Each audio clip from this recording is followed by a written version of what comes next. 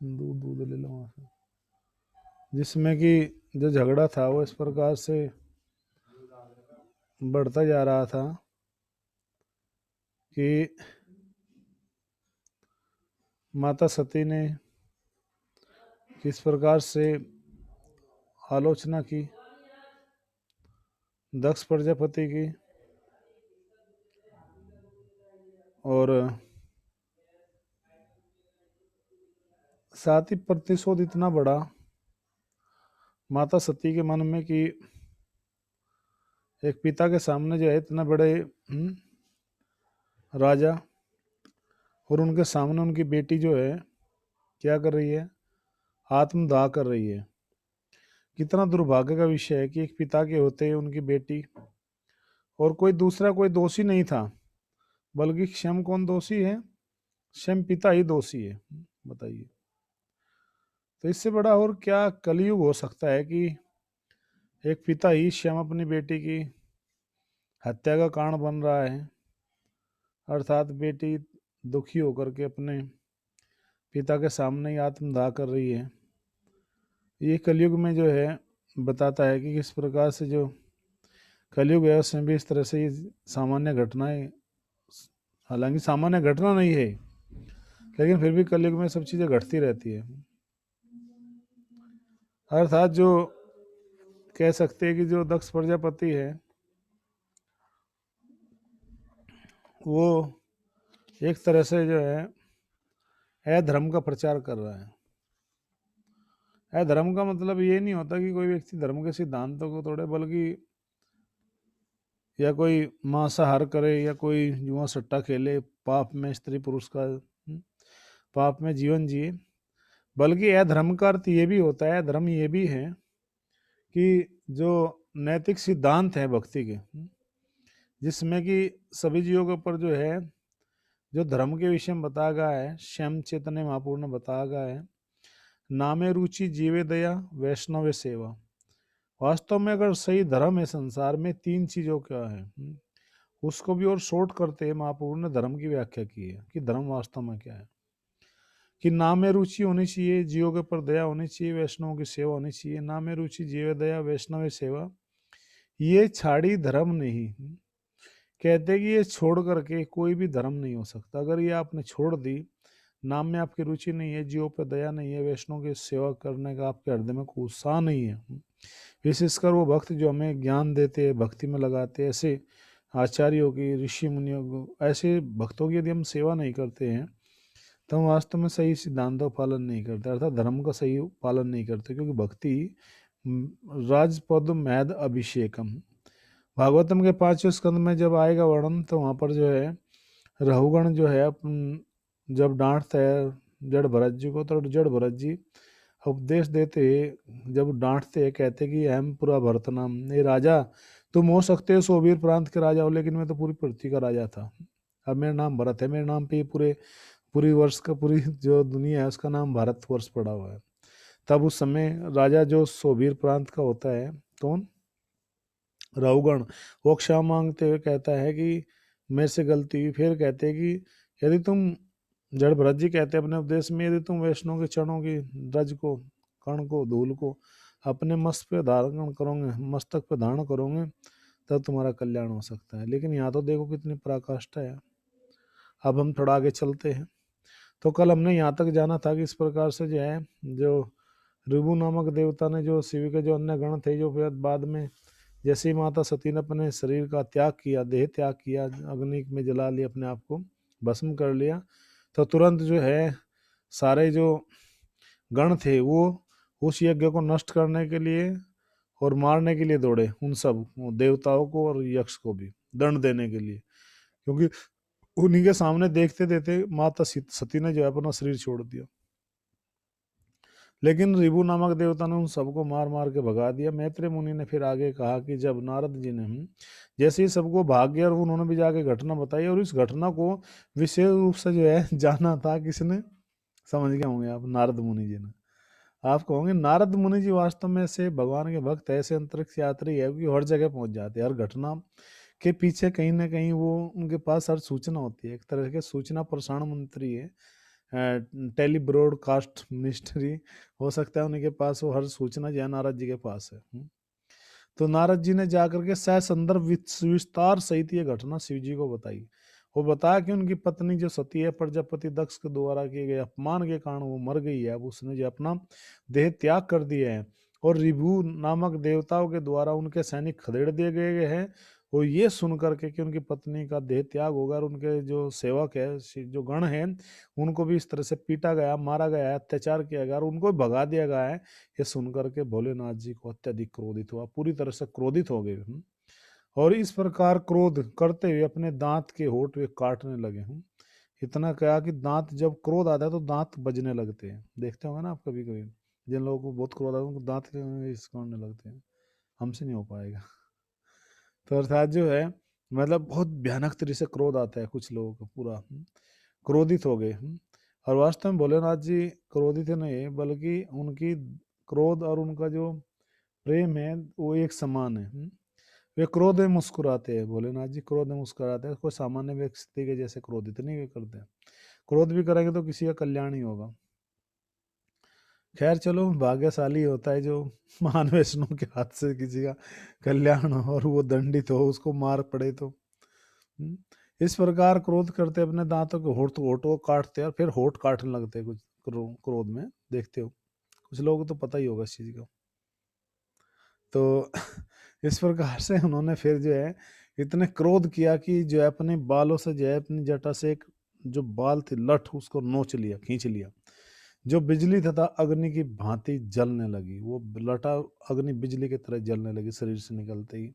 और पागलों की तरह हंसते भोलेनाथ जी खड़े हो गए और उस लठ को पृथ्वी पर पटक दिया। जैसे ही उस बाल की लठ को पृथ्वी पर पटका, तो वो गण जो प्रकट हुए हैं, उनका नाम था, क्या था, वीरभद्र। वीरभद्र नामक जो है गण प्रकट हुआ। और जैसे ही वो गण प्रकट हुआ, उससे आकाश के समान तथा तीन सूर्य के सम्मिलित तेज के समान एक भयानक सामवर्ण का असुर जो है गण प्रकट हुआ। तीन, मतलब इतना भयानक जो है उसका स्वरूप था, ऐसे प्रकट हुआ।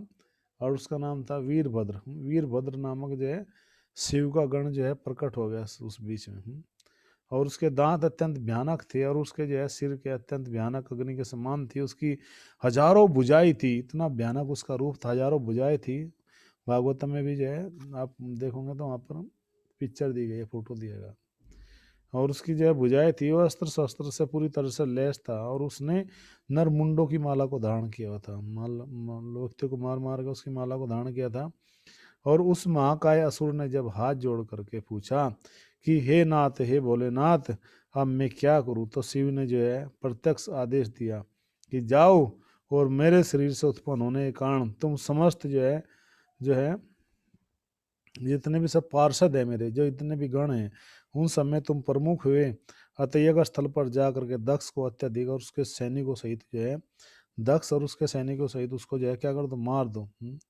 तब वह श्याम पुरुष जो है साक्षात जो है भगवान का क्रोध था और शिव के आदेश का के सामने गर्जने से उसने जो है इस प्रकार से भयानक रूप से जो है शिव की प्रदक्षिणा की उसने।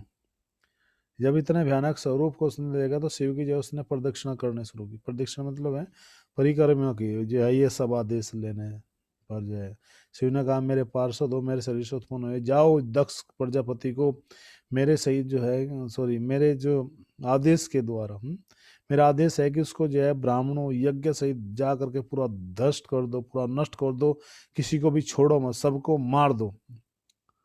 तब इस प्रकार से जैसे ये आदेश मिला किसको, वीरभद्र नामक गण को। और वो घोर गर्जना करते उसने अनेकों सैनिक उसके साथ हो लिए।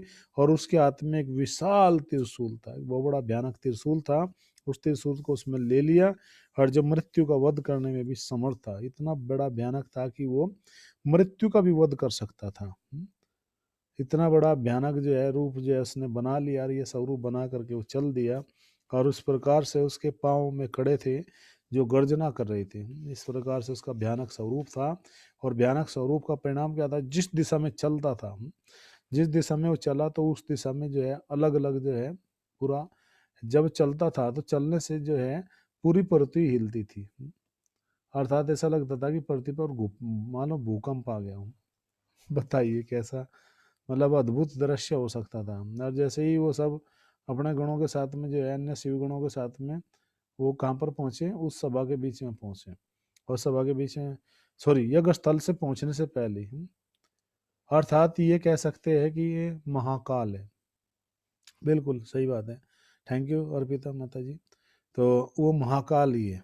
और यज्ञ स्थल में एकत्र जो चारों तरफ उस समय जो पुरोहित थे, प्रमुख यजमान थे, ब्राह्मण थे, उनकी पत्नियां थी, वो सब के सब आश्चर्य करने लगे कि यह अंधकार कहाँ से आ रहा है। क्योंकि जब वे उस दिशा से चले गणों के साथ में तो पूरा धूल उड़ा, पूरा धूल आकाश में सूर्य को भी ढक लिया। इतना बड़ा भयानक धूल उड़ा जो है कि आकाश को भी ढक लिया, एक तरह से पूरा सैटेलाइट में भी दिखाई दिया। जैसे कि जब 99 में 1999 पोखरण राजस्थान में जब मिसाइल का जो है परमाणु बम का परीक्षण किया था, तो उस समय 3 दिन पहले बड़े बड़े खूब बड़े बड़े पंखे चला दिए, पूरा धूल उड़ा दी थी पूरा, ताकि सैटेलाइट से वो परीक्षण देखा ना जा सके अमेरिका के द्वारा। भारत में होता उस समय एपीजे अब्दुल कलाम थे, और जो है उस समय जो प्राइम मिनिस्टर थे वो अटल बिहारी जी थे। वो मेरे पूरी घटना हमारे याद है, पेपर में हम लोग ने देखा था कि पूरा धूल बना दिया गया था, उसको पूरा ढक दिया गया था। लेकिन ये उससे भी बड़ा भयानक था। वो तो हो सकता है सैटेलाइट धुंधला कर ले, लेकिन इसने आकाश में सूर्य को ढक लिया। इतनी बड़ी भयानक जो है क्या हुआ कि वो पूरा धूल उड़ाएगा। और उनकी पत्नियां सब आश्चर्य करने लगे, सबके सब भयभीत हो गए, डर गए कि अंधकार कहाँ से आ रहा है। धूल भरी आंधी से सारा आकाश अंधकार में हो गया, पूरा अंधेरा छा गया, बिल्कुल कुछ भी जो है नहीं दिखाई दिया, पूरा ऐसा हो गया जैसे रात्रि हो गई हो। सभी अत्यंत व्याकुल हो गए और आंधी के स्रोत के संबंध में अनुमान न लगाने लगे। सब लोग पूछने लगे कि ये आंधी कहाँ से आ रही है, इसके बारे में पता करो, ये क्या है।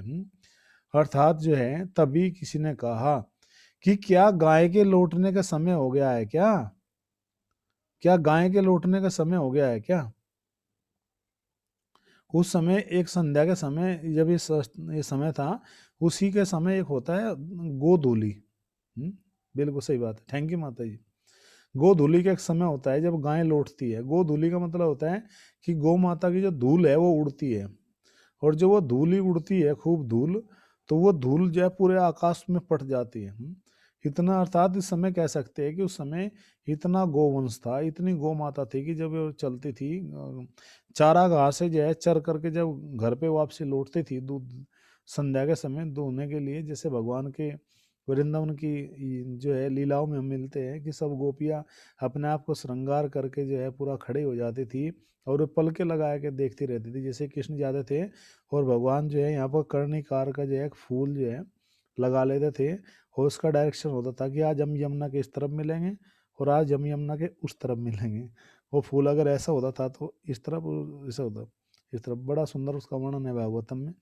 चलेंगे 10वें स्कंद तक पहुँचने तो वहाँ भी बहुत सुंदर वर्णन आएगा। तो इस तरह से जो है सब गोपियाँ जो है वेट करती थी भगवान की टकटकी ले। जब गोधूली उड़ती थी आकाश में तो सब गोपियाँ प्रसन्न हो जाती थी कि अब भगवान के लौटने का समय होगा। सॉरी, वो तो बहुत लंबे लीला है भगवान की, हम उधर नहीं जाएंगे। तो यहाँ पर जो है बताया गया गोधूली का समय, अर्थात इतनी गायें लौट रही उस समय भारत में इस समय, क्योंकि तो किसी ने कहा कि क्या कोई बड़ा भयानक कोई आपदा आने वाली है क्या, अनुमान लगा रहे थे। तो किसी ने कहा नहीं, ये तो धार्मिक राजा प्राचीन बही का राज्य है। राजा प्राचीन बही का भी कथा आएगी आगे, जिसने पूरा यज्ञ किया था, पूरी पृथ्वी को यज्ञ करके जो है पूरा कुसा के घास से जो है ढक दिया था। फिर नारद जी ने फिर उनको उपदेश दिया था कि जितने भी सब तुमने इन सब जीवों की हत्या की है, जिनको मारा है तुमने, जो है यज्ञ के नाम पर जो बलि दी है, ये सब के सब देखो, ये सब के सब आकाश में खड़े यार तुम्हारे प्राण लेंगे। इस तरह से राजा प्राचीन वही ने फिर जो है वो सब त्याग दिया था, जो जीवों की हिंसा। तो यहाँ पर बता कि इतना बड़ा जो है पृथ्वी के ऊपर गोवंश था उस समय की गो धूलि से जो है पूरा आकाश पट जाता था। लेकिन देखिए दुर्भाग्य इस बात का कि इस देश में, आज उसी देश में जहाँ गौ की सेवा होती है, एक तरफ भक्त लोग गौ पूजा करते हैं, गो पाष्टी मनाते हैं, दूसरी तरफ धिक्कार है ऐसी सरकार को जो जो है इस तरह से गाय का जो है क्या करती है, मीट निर्यात करती है, गो हत्या होती है इस देश में। सिलरपाद जी कहा करते थे कि संसार में सबसे बड़ा जो पाप है वो है गो हत्या होना, और जब तक इस पृथ्वी पर गाय का खून बहता रहेगा तब तक इस संसार में कुछ भी कर लो, शांति की तो कल्पना भी नहीं कर सकते। इतना बड़ा महापाप है इस जगत में। अर्थात क्या गो धूली उठ रही है, क्या गौ गाय माता के आने का समय हो गया है क्या, ये जो है। और किसी ने कहा कि क्या तेज ये जो हवा जा रही है, क्या ये गाय के कारण उड़ रही है। लेकिन ये ऐसा संभव नहीं है, क्योंकि आंधी भरी जो है, कह रहे कुछ लोग, क्या लुटेरों के द्वारा, क्या चोरों के द्वारा ऐसा कुछ हो रहा है क्या, चोरों ने ऐसा कुछ आने का समय है क्या। तो किसी ने कहा क्योंकि अभी महाबली बलशाली राजा, धार्मिक राजा, प्राचीन वही का राज्य है जो दंड देने में बहुत समर्थ है। उस राजा के राज्य में, प्राचीन वही के राज्य में, कोई भी जो दुष्ट प्राणी है, कोई भी जो पापी है, ये जो चोर उचक्के है, ये प्रवेश नहीं कर सकते। और फिर कह रहे कि फिर दंड देने में समर्थ है, तो फिर धूल भरी जो आंधी है ये कहाँ से आ रही है, क्या इस लोक का प्रलय होने वाला है क्या। ये कुछ लोग ये भी अनुमान लगाने के लिए, क्या ये संसार नष्ट होने वाला है क्या। फिर जब ऐसा कुछ नहीं है तो फिर इतनी बड़ी ध्यान क्यों हो रहा है।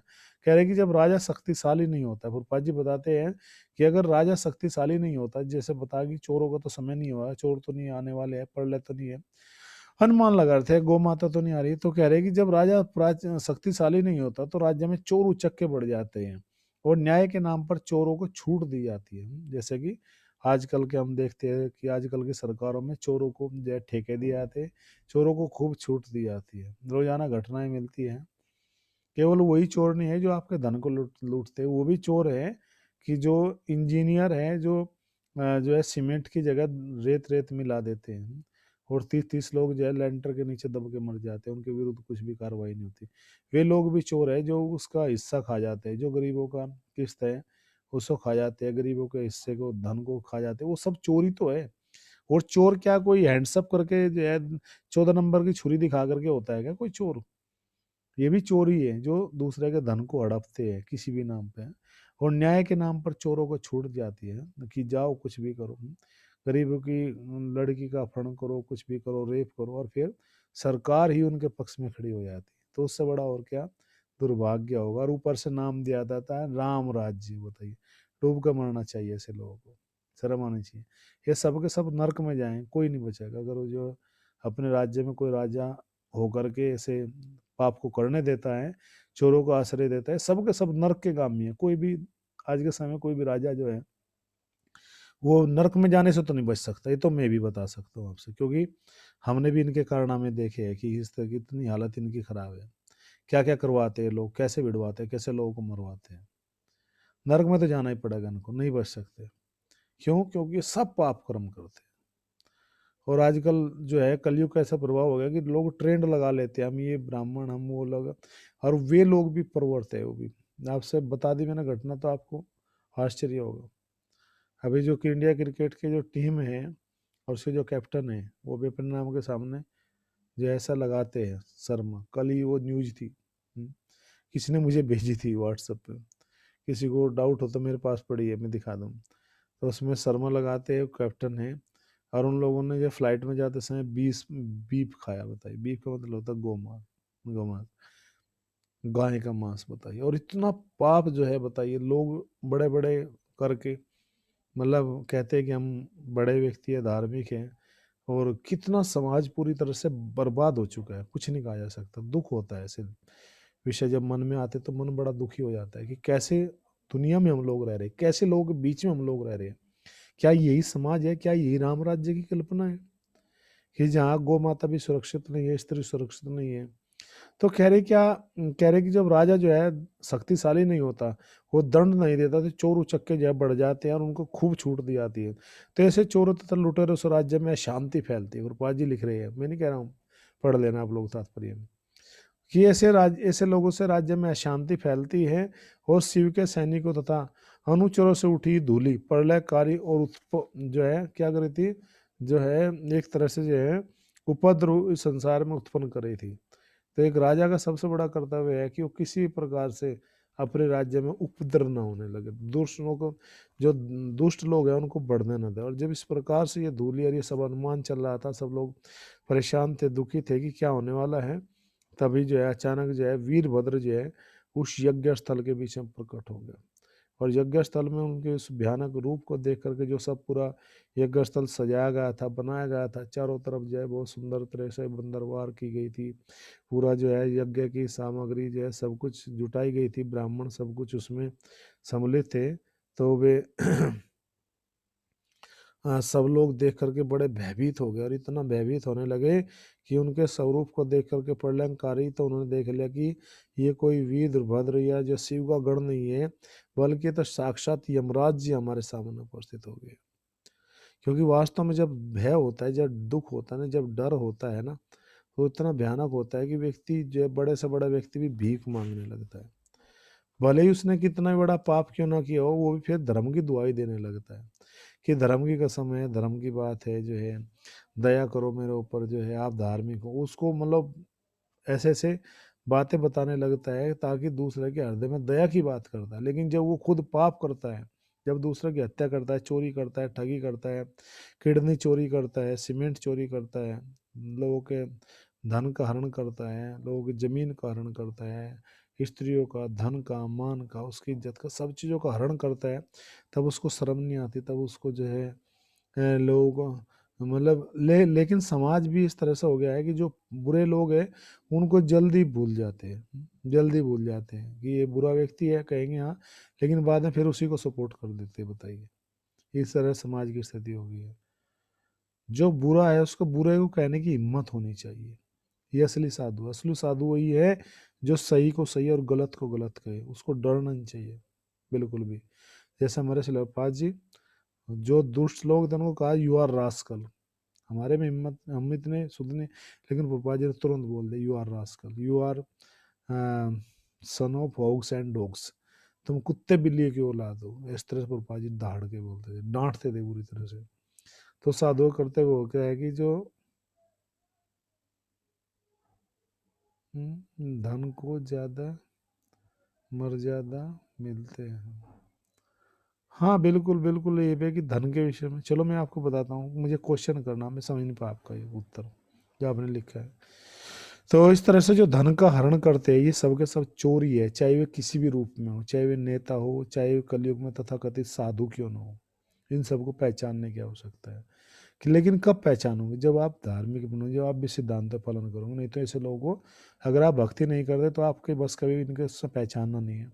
बड़ा भयानक है इन लोगों को पहचानना, बड़ी बड़ी मीठी मीठी बातें करती है, आज तो बुरा हाल है इन लोगों का। तो इस समाज में शांति तभी आएगी जब भगवत भक्तों की संख्या होगी। तो जब इस तरह के बड़े भयानक स्वरूप को देखा और उस जो है वीरभद्र की सब सेना को देखा, तो पूरा जो है पूरा वर्णन है, जो पद्म पुराण अन्य ग्रंथों में तो पूरा वर्णन है। बताते हैं कि जब उन्होंने गर्जना की तो बहुत सारी स्त्रियों गर्भ भी गिर गई, इतनी भयानक हुई, पूरा राकाश को जो है अंधकार में होगा, पूरी धूल भरी आंधी चलने लगी, सब लोग भागने लगे, तितर बितर होने लगे, जहां जहां जो जो देखने लगे उन सबको पकड़ पकड़ कर मारने लगे, सबको जो है एक तरह से यमाल्य पहुंचाने लगे। इतना भयानक जो है तहस नहस कर दिया, मानव क्रोध के सामने कोई टिक नहीं पा रहा था। और फिर अलग अलग ब्राह्मणों को पकड़ पकड़ करके पीटने लगे।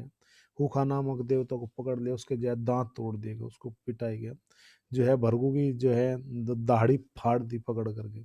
भृगु ने ही तो है रिभु देवताओं को प्रकट किया था ना, उनको मारने के लिए गणों को पीटा था, उसकी दाढ़ी पकड़ के फाड़ दी गई बुरी तरह से।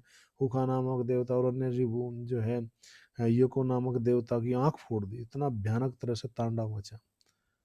अब वो तांडव में उसका अंत कैसे होता है, कैसे वो सबके सबको सजा मिलती है, कैसे विध्वंस होता है, कैसे फिर दक्ष का भी वध होता है, ये सब जानने के लिए आप सब हमारे साथ बने रहिए। कल फिर हम आपके बीच में सही रूप में उपस्थित होंगे। तब तक के लिए आप सबसे हरे कृष्णा, जय श्रीपाद। सही 8 बजे आप सबसे प्रार्थना है कि आप सब लोग उपस्थित हो जाए करो, तो हम ताकि और अच्छी तरह से जान सके। तो धन्यवाद। और अब किसी वक्ता को क्वेश्चन है तो जो कर सकते हो। थैंक यू माता जी।